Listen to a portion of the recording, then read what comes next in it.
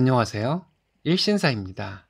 저희 채널에는 신박한 사연들이 많이 있으니 많은 분들의 구독 부탁드립니다. 이번 사연은 시부모 밥상을 발로 차서 엎어버렸다는 며느리의 사연인데요. 무슨 일이 있었던 걸까요? 함께 보시겠습니다. 시부모님 식사하시는 중에 발로 밥상을 엎어버렸습니다.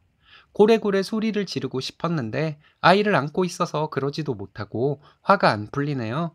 남편은 저에게 뭐라 하지 않았어요. 계속 저에게 미안해하고 있어요. 시댁 식구들이 개념이 없는 사람들이라는 것을 모르고 있었던 것은 아니지만 아기한테까지 이런 정신 나간 짓을 할 줄은 몰랐습니다. 무슨 부귀영화를 누리겠다고 시댁에 그렇게 자주 갔는지 지금 너무 후회가 돼요. 남편과 저는 20대 후반 동갑입니다. 10개월 된 아이 하나 있어요. 시부모님 두 분 다 계시고 시누이 하나 있어요. 시누이는 시집가서 먼 곳에 살고 있습니다. 자주 보지는 못하고 살아요. 자식 둘 다 결혼해서 두 분이 적적하실 것 같아 주말에 시댁에 자주 갔습니다. 자주 찾아뵈어도 그닥 좋은 소리를 못 들었는데 왜 그렇게 주구장창 시댁을 갔는지 알다가도 모를 일이네요. 아이가 태어난 후로 저희가 시댁에 가는 것보다는 시부모님이 저희 집에 오시는 경우가 더 많았어요. 저희 집에 시부모님 오시면 보통 오후에 와서 저녁 드시고 가셨습니다. 이젠 시부모님이 저희 집에 올 일도 없겠네요.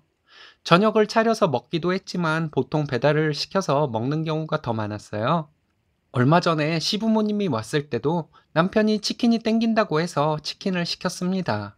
제가 매운 음식을 좋아하는데 남편은 처음에 매운 음식을 잘 못 먹었어요. 저와 같이 먹다 보니 남편도 매운 음식을 좋아하게 되었습니다. 치킨을 시킬 때 매콤한 양념이 발라져 있는 치킨도 시키고 후라이드도 시켜서 시부모님과 맥주 한잔 하면서 함께 먹었습니다. 매콤한 양념이 완전 매운맛은 아니고 처음에는 안 매운데 먹을수록 중독성 있게 매운 정도였어요. 먹다가 제가 잠깐 주방에 간 사이에 시아버지가 10개월 된 아이에게 그 매운 소스를 젓가락으로 찍어 먹였습니다. 아, 지금 생각해도 한숨이 나네요. 할아버지란 사람이 아기 의자에 앉아있는 손녀에게 그런 짓을 어떻게 할 수가 있는지 지금도 화가 납니다. 주방에서 아이 우는 소리에 달려갔더니 아이가 점점 울음소리가 커지고 자지러지게 울더라고요. 남편이 아이를 안고 어르고 있었고요.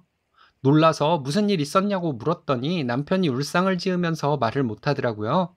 시부모님은 웃고 계시고 무슨 일인지 너무 궁금했습니다.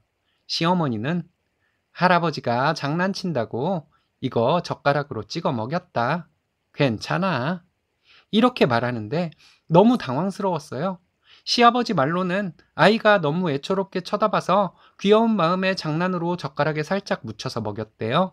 처음에는 넙죽넙죽 받아먹길래 한 번 더 먹였다고 재밌다는 듯이 웃으면서 말하는데 뭐 이런 미친 인간이 다 있나 욕이 튀어나올 뻔했네요. 남편에게 아이 받아서 화장실로 갔죠. 가제수건에 물 묻혀서 입 세척해주고 울고 있는 아이 달래주고 있는데 제가 막 눈물이 났어요.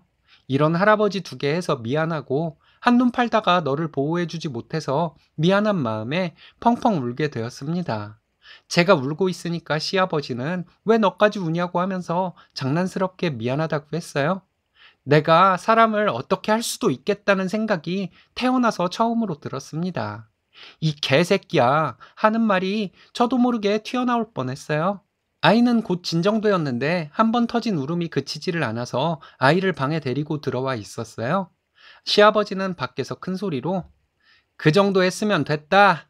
이제 애 데리고 나와라. 이렇게 소리치는데 그 말투에 상황이 재밌다는 듯한 웃음기가 섞여 있었습니다. 남편이 들어와서 어쩔 줄 모르고 있는데 나가서 시부모님 앞에 놓인 상을 발로 걷어차 버렸어요. 두 분에게 음식들이 모두 엎어져 버렸죠. 시어머니는 이게 뭐 하는 짓이냐고 소리를 치길래 내 새끼 건드리는 사람은 누구라도 용서하지 않을 것이라고 말했습니다. 아이를 안고 있어서 소리를 지르지도 못하고 최대한 조용히 말했네요. 둘 다 무슨 사이코패스도 아니고 돌도 안 된 아기한테 그딴 미친 짓을 할 수는 없다고 했습니다.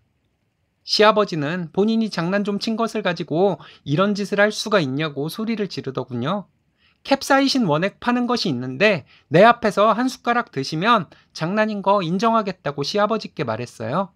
아이에게 위험할 수도 있는 짓을 했으면서 장난이라고 하는 것이 정말 둘 다 사이코 같다고 말했습니다. 당장 나가시고 다시는 우리 아이 앞에서 얼씬도 하지 말라고 했습니다. 시어머니는 말하는 것 좀 보라는데 그럼 잠시만 있으라고 말하고 그때 저 정말 눈 돌아가서 남편에게 아이 안고 방으로 들어가 있으라고 했어요. 남편이 시부모님을 내쫓듯이 내보냈습니다. 시부모님 가시고 나서 남편이 아수라장이 된 거실 치우는데 남편에게도 너무 화가 나더라고요.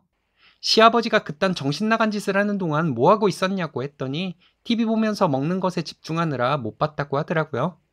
시부모란 인간들 다시는 안 보고 살겠다고 남편에게 말했고 남편은 저에게 미안하다고 하면서 마음 가는 대로 하라고 했습니다. 며칠 지났는데 남편은 계속 저에게 미안하게 생각하고 있어요.